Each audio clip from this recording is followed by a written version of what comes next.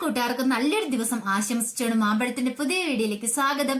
ആദ്യമായിട്ട് കാണുന്നവരാണെങ്കിൽ ചാനൽ ഇഷ്ടപ്പെട്ട ഒന്ന് സബ്സ്ക്രൈബ് ചെയ്യാൻ മറക്കരുതേ.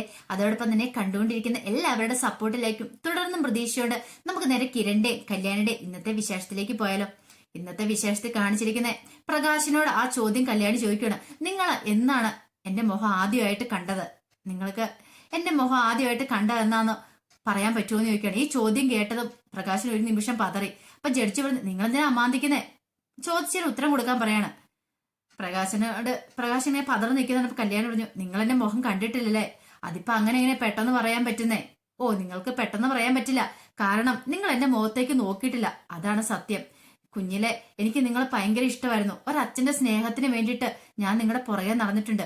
എന്നെ കൺവെട്ടത്ത് കാണുമ്പം നിങ്ങൾ എന്നെ ആട്ടി ഓടിച്ചിട്ടുള്ളൂ. ഒരിക്കൽ പോലും എന്റെ മുഖത്ത് നോക്കിയിട്ടില്ല. എന്നോട് സ്നേഹത്തോടെ മോളെ നിന്ന് വിളിച്ചിട്ടില്ല. ഞാൻ പേടിച്ച് ഭയന്നാണ് ചെറുതിലെ ജീവിച്ച്. പിന്നീട് നിങ്ങളെ കാണുമ്പോൾ എനിക്ക് പേടിയായിരുന്നു. ഒരച്ഛന്റെ വാത്സല്യത്തിനായിട്ട് പലപ്പോഴും ഞാൻ കൊതിച്ചിട്ടുണ്ട്. എന്റെ പ്രായത്തിലുള്ള മക്കളൊക്കെ അച്ഛന്റെ കൈ പിടിച്ച് നടക്കുന്ന കാഴ്ച കാണുമ്പോൾ എനിക്ക് എത്രമാത്രം വിഷമം ഉണ്ടായിരുന്നു അറിയാവോ? പക്ഷെ അതൊക്കെ ഞാൻ സഹിച്ചു. പിന്നീട് അതെനിക്കൊരു ശീലമായിട്ട് മാറി.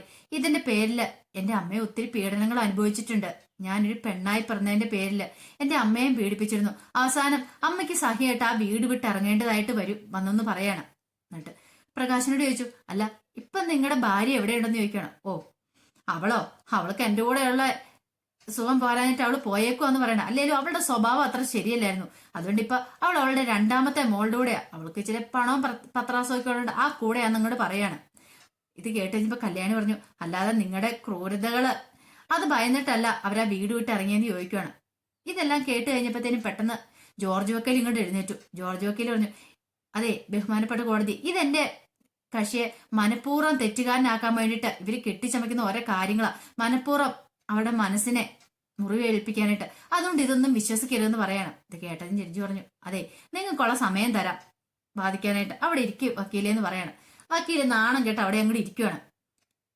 പിന്നീട് കല്യാണി ചോദിച്ചു, നിങ്ങള് കുടുംബ വീടൊക്കെ വിറ്റുപോയതല്ലേന്ന് ചോദിക്കണം. അതെ, ആ കുടുംബ വീടൊക്കെ വിറ്റുപോയതിനു ശേഷം നിങ്ങൾ ആരുടെ കൂടെ താമസിച്ചുകൊണ്ടിരുന്നേന്ന് ചോദിക്കണം.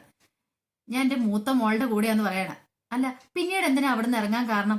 മൂത്ത മോള് നിങ്ങളുടെ ആട്ടി ഇറക്കിയതാണോ അതോ അടിച്ചിറക്കിയതാണോ അതോ ഇനിയിപ്പോ നിങ്ങൾ സ്വയമേനെ ഇറങ്ങിപ്പോയതാണെന്ന് ചോദിക്കുകയാണ് ആ വീട്ടിൽ നിന്ന്. ഇത് കേട്ടോ അയാളൊന്ന് പതറി. പെട്ടെന്ന് കല്യാണി പറഞ്ഞു, അതെ കള്ളത്തരം പറയാൻ ശ്രമിക്കണ്ട. കോടതിയില് നിങ്ങളുടെ മോളും മരുമോനും ഇരിക്കുന്നുണ്ടെന്ന് പറയണം. എന്തേലും തിരിച്ചു പറയാൻ പറ്റുമോ? പെട്ടെന്ന് പ്രകാശം പറഞ്ഞു, വീടാകുമ്പോൾ ചില പ്രശ്നങ്ങളൊക്കെ ഉണ്ടാവും. അതിന്റെ പേരിൽ ഞങ്ങൾക്ക് ആ വീട്ടിൽ നിന്ന് ഇറങ്ങേണ്ട വന്നു പറയണം. ഇതും ജഡ്ജി എഴുതി വെക്കുന്നുണ്ടായിരുന്നു. കേട്ടല്ലോ ബഹുമാനപ്പെട്ട കോടതി. അപ്പൊ ഇവരുടെ കയ്യിലിരിപ്പോണ്ട് ആ മോള് തന്നെ ഇവരെ ആ വീട്ടിൽ നിന്ന് അടിച്ചിറക്കി. അത്രയ്ക്ക് ക്രൂര മനസ്സാ ഇവരുടെ. ഇപ്പൊ കാര്യങ്ങളൊക്കെ ബോധ്യപ്പെട്ട് കാണുമല്ലോ എന്ന് പറയാണ്. അങ്ങനെ കല്യാണി പ്രകാശനെ വിസ്തരിച്ച് കഴിഞ്ഞതിന് ശേഷം കോടതിയോട് പറഞ്ഞു, എനിക്ക് ഒരാളെ കൂടെ വിസ്തരിക്കാനുണ്ടെന്ന് പറയാണ്. പിന്നീട് സോണിയെ പ്രതിക്കൂട്ടിലേക്ക് വിളിച്ചു കയറ്റുവാണ്. അപ്പൊ സോണി വരുന്നുണ്ടപ്പോ വിക്രമും പ്രകാശനും ഞെട്ടി. അപ്പൊ വിക്രമോട്, ദൈവമേ ഇവൾ ഇനി എന്തൊക്കെയാ വിളിച്ചു പറയാൻ പോണേന്ന്. അങ്ങനെ സോണി വന്ന് ഇന്നപ്പോ സോണിയോട് ചോദിച്ചു, ആ ഇരിക്കുന്ന ആളെ അറിയാവോന്ന് ചോദിക്കാണ്. അറിയാം, വിക്രമാദിത്യ എന്റെ മുൻ ഭർത്താവാണെന്ന് പറയാണ്. അല്ല അതിനെക്കുറിച്ചൊന്ന് പറയാവോന്ന് ചോദിക്കുകയാണ്. പിന്നീട് സോണി കാര്യങ്ങളൊക്കെ വിസ്തരിക്കുക. എനിക്ക് ചിത്രകലയിൽ നല്ല കമ്പം ഉണ്ടായിരുന്നു മാഡം. അങ്ങനെ എന്റെ ഈ ചിത്രകലയിലുള്ള താല്പര്യം കണക്കെടുത്ത് അയാൾ എന്നെ വഞ്ചിക്കുകയോ ചെയ്ത്. അയാൾ ഒരു കലാകാരനാണെന്ന് എന്നെ പറഞ്ഞു വിശ്വസിപ്പിച്ചു. പിന്നീട് ചതിയിലൂടെ എന്നെ ഗർഭിണിയാക്കി.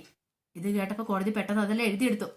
ജഡ്ജി എഴുതിയെടുക്കുകയാണ്. പിന്നീട് പറഞ്ഞു, ചതിയിലൂടെ എന്നെ പ്രഗ്നന്റ് ആക്കിയതിന് ശേഷം അയാളുടെ ജീവിതത്തിലേക്ക് എന്നെ കൊണ്ടുപോയി. പക്ഷെ പിന്നീടാണ് ഞാൻ അറിയുന്നത് അയാൾ കലാകാരനൊന്നും അല്ല, മനഃപൂർവ്വം എന്നെ വഞ്ചിക്കായിരുന്നു. എന്റെ പണത്തിന് വേണ്ടിയിട്ടായിരുന്നു. പക്ഷെ എനിക്ക് പ്രഗ്നന്റ് ആയി എനിക്ക് പിന്നെ രക്ഷപ്പെടാൻ കഴിഞ്ഞില്ല. പക്ഷെ പെൺകുട്ടികളെ ഇഷ്ടമില്ലായിരുന്നു അയാളുടെ അച്ഛനും അച്ഛമ്മയ്ക്കും ഇയാൾക്കൊന്നും. അതുകൊണ്ട് എനിക്ക് ഭയങ്കര ടെൻഷനായിപ്പോയി. വയറ്റിലുണ്ടാകുന്ന പെൺകുഞ്ഞെങ്ങാനും ആണോ, അങ്ങനെ എങ്ങാനും ആണെങ്കിൽ ഇയാൾ ആ കുഞ്ഞിനെ എങ്ങാനും നശിപ്പിക്കും. അതുകൊണ്ട് ഞാൻ ഇയാളെ പറഞ്ഞ് വിശ്വസിപ്പിച്ചു വയറ്റിലുള്ള ആൺകുഞ്ഞാന്ന്. അങ്ങനെ കുഞ്ഞു പറഞ്ഞപ്പോ പെൺകുഞ്ഞാന്ന് അറിഞ്ഞു കഴിഞ്ഞപ്പോ ഇയാള് പറഞ്ഞു, അതെന്റെ കുഞ്ഞല്ലാന്ന് പറഞ്ഞു. എനിക്ക് താങ്ങാവിന് അപ്പുറമായിരുന്നു. കല്യാണം കഴിഞ്ഞ് എനിക്ക് കിട്ടിയ വീട്ടില് എന്നോടൊപ്പമായിരുന്നു ഇവരും ഇവരുടെ അച്ഛമ്മ എല്ലാം താമസിച്ചുകൊണ്ടിരുന്നത്. അങ്ങനെ ഇയാളുടെ ക്രൂരത താങ്ങാനാവാതെ എനിക്ക് ഇവരെ വീട്ടിൽ നിന്ന് തന്നെ ഇറക്കി വിടേണ്ടതായിട്ട് വന്നു പറയണം. ഇതെല്ലാം കേട്ട് കഴിഞ്ഞപ്പോ കല്യാണി ചോദിച്ചു, അല്ല പിന്നീട് എന്താ സംഭവിച്ചതെന്ന് ചോദിക്കണം. ഇയാള് ഡിവോഴ്സിന് വേണ്ടിയിട്ട് അപ്ലൈ ചെയ്തു. അങ്ങനെ ഇയാൾക്ക് ഞാൻ ഡിവോഴ്സ് കൊടുത്തു. പക്ഷെ എന്റെ കുഞ്ഞിനെ ഞാൻ വിട്ടുകൊടുത്തില്ല. ഇയാളുടെ കുഞ്ഞല്ലെന്ന് പറഞ്ഞുകൊണ്ട് ഞാൻ എന്റെ കുഞ്ഞിനെ പോലും വിട്ടുകൊടുത്തില്ല. അത് മാത്രമല്ല പിന്നീട് ഇയാള് കല്യാണം കഴിച്ചു. അതിനുശേഷം എന്റെ കല്യാണം നടന്നേ. എന്റെ കല്യാണത്തിന് സമയത്ത് എന്റെ കല്യാണം കഴിക്കാൻ പോകുന്ന ആളുടെ വീട്ടിൽ പോയിട്ട് എന്നെക്കുറിച്ച് വളരെ മോശമായിട്ടുള്ള രീതിയിലുള്ള സംസാരങ്ങളൊക്കെ പറഞ്ഞെന്ന് പറയാണ്. ഇത് കേട്ട് കഴിഞ്ഞപ്പോൾ കല്യാണി തന്നെ പറഞ്ഞു, കോടതി ജഡ്ജിനോട് പറയാണ്, ഇവളെ കല്യാണം കഴിക്കാൻ പോകുന്ന ആളുടെ വീട്ടിൽ പോയിട്ട് ഇവളെ കുറിച്ച് മോശമായ രീതിയിൽ പറഞ്ഞു. ആ കുഞ്ഞ് ഇവളുടേതല്ലെന്ന് പോലും പറഞ്ഞു വരുത്തി. അത് മാത്രമല്ല ഇവളുടെ സ്വഭാവങ്ങളൊന്നും ശരിയല്ലാന്ന്. പക്ഷേങ്കില് നിർഭാഗ്യവശം എന്ന് പറയട്ടെ വിക്രത്തിന്റെ, അത് നടന്നില്ല. കാരണം അവളുടെ ഏട്ടന്റെ ഒരു ബന്ധുക്കാരനായിരുന്നു. ബന്ധുക്കാരെന്ന് പറഞ്ഞിട്ടുണ്ടെങ്കിൽ സോറി, ബന്ധുക്കാരനല്ല കേട്ടോ, അച്ഛന്റെ ഒരു ഏറ്റവും അടുത്തൊരു ഫ്രണ്ടിന്റെ മോനായിരുന്നു വിവാഹം കഴിക്കാനായിട്ട് വന്നത്. ഇതൊന്നും കേട്ടിട്ട് അവര് വിശ്വസിക്കാൻ കൂട്ടാക്കിയില്ല. അതുകൊണ്ട് ആ വിവാഹം മംഗളകരമായിട്ട് നടന്നു. ഈ വിവാഹം മുടക്കാണ്ട് പല അഭ്യാസങ്ങളും അവര് നടത്തിയതാ, പക്ഷെ ഒന്നും ഏറ്റില്ല എന്ന് പറയാണ്. പിന്നീട് ഇയാൾ പറഞ്ഞു ഒന്നും വിശ്വസിക്കാതെ ആൽബേട്ടൻ എന്റെ കഴുത്തിൽ താലി അർത്തി എന്ന് പറയുന്നത്. പിന്നീട് കല്യാണം കഴിച്ചു. അതിനുശേഷം എന്താ ഉണ്ടായെന്ന് ചോദിക്കുകയാണ്.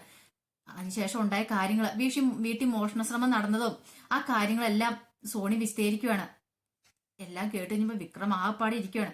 അപ്പൊ കല്യാണി ചോദിച്ചു, അല്ല അയാളെ കണ്ടായിരുന്നോ, വീട്ടിൽ മോഷ്ടിക്കാൻ വന്ന അയാളെ കണ്ടായിരുന്നോ എന്ന് ചോദിക്കാൻ. തലക്കടിച്ച അയാളെ കണ്ടില്ല. പക്ഷെ അയാളുടെ ആകൃതിയും അയാളുടെ ഹൈറ്റും വെയിറ്റും ഒക്കെ വെച്ച് നോക്കിയിട്ട്, വെയിറ്റിലെ ഹൈറ്റ് ഒക്കെ വെച്ച് നോക്കിയിട്ട് ഏകദേശം വിക്രമാണെന്നാ എനിക്ക് തോന്നണേ. എന്റെ ആദ്യ ഭർത്താവ് തന്നെയാണ് എന്റെ വീട്ടിൽ കയറിയെന്നാണ് എന്റെ ഉറച്ച വിശ്വാസം എന്ന് പറയണം.